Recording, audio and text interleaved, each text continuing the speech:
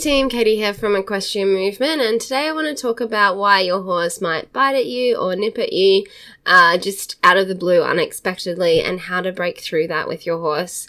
The foundation of our pillars in our holistic horse handling program, and the first lesson that our students at our school learn, is consent and permission to touch, as well as having the horse relax and soften into you. When I'm describing this lesson plan to our students, I like to stand beside somebody that, maybe we don't know each other very well yet, and I'll just go and stand in their bubble and watch how they brace up away from me.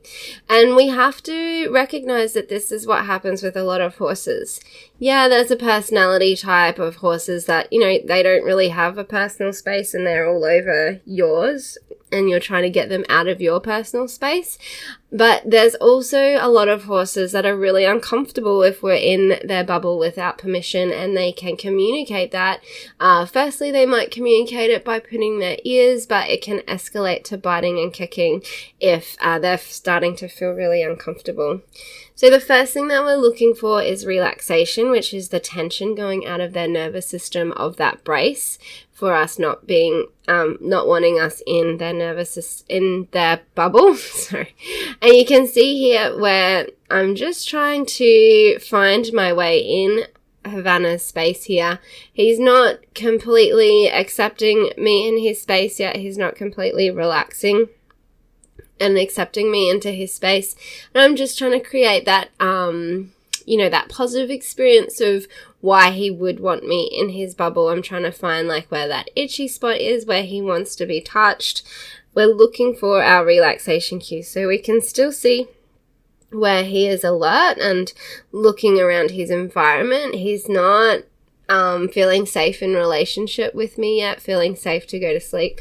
I wouldn't say that he particularly sees me as the threat, but he's just not really ready to kind of let go of control and relax and feel safe to sleep just yet. So we're looking in particularly, you can see the tension in his nervous system with the tense of the tail. We're starting to get some little puffs here where you can see the whole body kind of rock as he starts breathing a little bit deeper. That's generally a precursor to getting down into a deeper state of relaxation, and it means that he's starting to feel more comfortable to relax around me, but he hasn't just completely let go yet. So the head is higher than the pole, ears are alert, eyes are alert. You wouldn't call this really a fear response. He's not particularly scared, he just doesn't relax yet. And so there's our first little sign of relaxation, where the tail starts to swish and let go a little bit. You can see the head just lowers a touch. We've still just got some puffing there. He's not really giving me eye contact yet. We can read a lot of the cues of acceptance with the eye contact. Generally, eye contact is, yep, I'm ready, or no, give me some space to process. As he's coming down into little bits of relaxation, he's snapping himself out of it and bringing his head back up again. So there's a little bit of relaxation there. We often see, maybe them rub their nose on their leg or bite at their chest or something, and then we see the lick and the chew. The head is now coming down to where the wither is. We can see those little shifts of tension out of his spine as he flicks his tail around. And we're in a deeper state of relaxation now.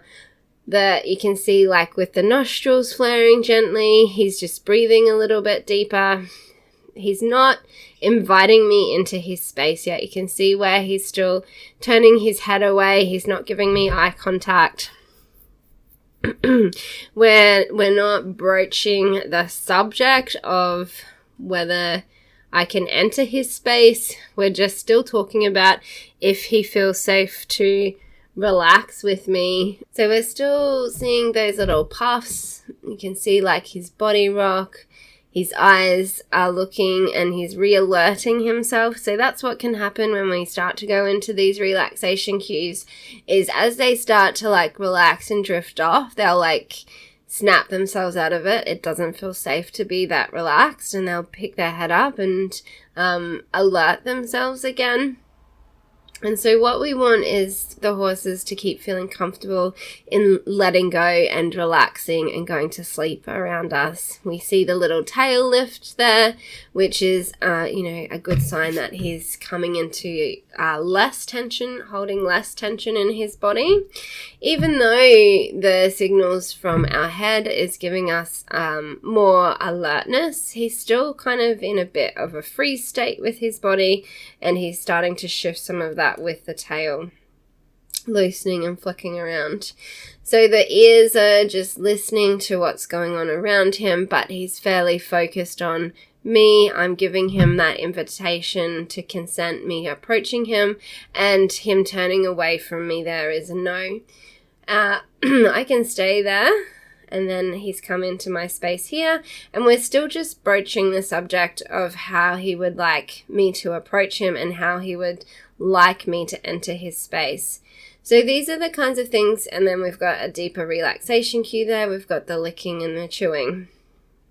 So these are the kind of conversations that we want to be having before we're sitting on a horse's back. Because when we're on their back, we're really in their space. And so if they're not even accepting us into their space, just standing here together, then, and I've found the sweet spot for where we're going to connect and I can love on him. If they're not accepting us into their space here on the ground, then we're definitely going to feel that tension in the saddle of them feeling uncomfortable with us being in their space and touching them, and in particular sitting on them and them having to carry us.